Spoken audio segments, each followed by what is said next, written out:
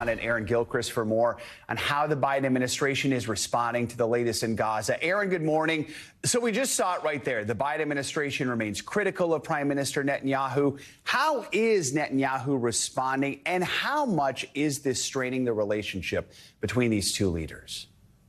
Yeah, I think you heard Secretary Blinken there really characterize the complexity of the relationship between the two leaders, particularly in the last several months as this conflict in Gaza has continued. And so what we've heard in the past from the two leaders is that they have known each other for decades, obviously, but that their relationship has had moments of disagreement. And that really is as far as the two are going publicly. But we do know that there is some frustration on the part of the Biden administration and President Biden, even with the way Israel's been handling this war in Gaza, the way the prime minister in particular has been handling this war in Gaza. Some frustration that some of the advice, some of the military tactics that the U.S. has suggested to the Israelis, it's been heard, but it hasn't been activated in the way that the administration would like to see. And so there's this concern about whether and how the Israelis will go into Rafah, into the southern part of Gaza at this point. And that's, I think, I think a lot of what we're hearing in terms of resistance from the administration,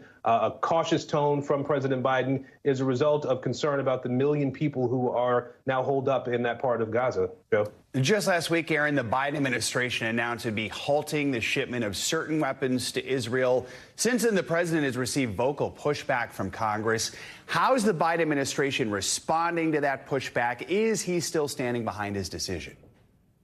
He is still standing behind his decision, and really there's two parts to the decision that the president has made. Obviously, this word that came last week about the Biden administration withholding about 3,500 large bombs. We're talking about those 2,000-pound bombs.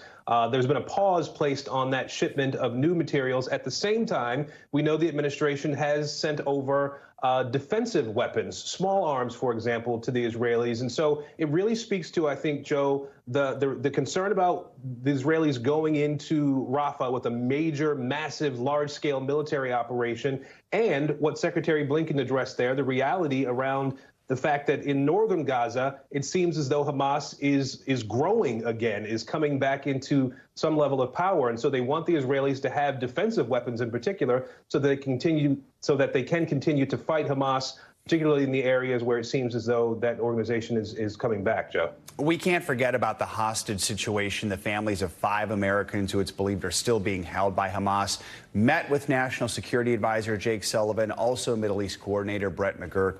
What are we hearing from those families? Yeah, Joe, this was the 8th time that these families have met with the National Security Advisor, Jake Sullivan. That meeting happened on Friday. It's something that's been a regular thing for Jake Sullivan, who obviously has been deeply involved in so much of what's been going on from the U.S. perspective, the negotiations that have been happening, decision-making around military activity. But it's been important for him, we understand, to meet with these families as well, to try to reassure them that the administration is continuing to make efforts to bring forth a ceasefire and to get these hostages released. We know from the families that they expressed some frustration that there seemed to be progress being made on a ceasefire deal and a hostage release, and then that fell apart last week. But the families remain hopeful, and they will continue to have these conversations with the administration. Joe? All right, Aaron Gilchrist. Aaron, thank you so much. Thanks for watching. Stay updated about breaking news and top stories on the NBC News app or follow us on social media.